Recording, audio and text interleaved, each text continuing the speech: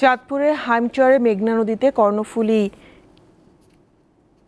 4 লঞ্চে আগুন লেগেছে। এ সময় হুড়োহুড়ি করে লঞ্চ থেকে নামতে গিয়ে 10 জন আহত হয়েছে। শনিবার সকালে নীলকমল ইউনিয়নের মধ্যচর এলাকায় এ ঘটনা ঘটে। স্থানীয়রা জানান, ইলিশা ঘাট থেকে 350 যাত্রী নিয়ে উদ্দেশ্যে ছেড়ে আসে কর্ণফুলী 3 লঞ্চটি। পথে নীলকমল ইউনিয়নের মধ্যচর এলাকায় এলে লঞ্চের ইঞ্জিনে শর্ট সার্কিট হয়ে আগুন লেগে যায়। পরে লঞ্চটি ওই এলাকার চরে নোঙর করলে স্থানীয়দের সহযোগিতায় আগুন নিয়ন্ত্রণে আসে। খবর পেয়ে ঘটনাস্থলে যায় ফায়ার সার্ভিস কর্মীরা, উপজেলা প্রশাসন ও পুলিশ কর্মকর্তারাও।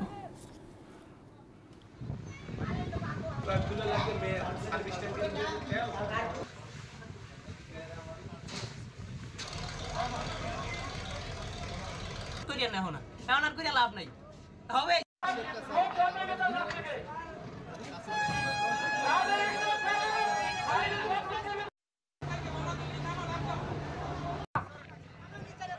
পিছনের দিকে থাকে।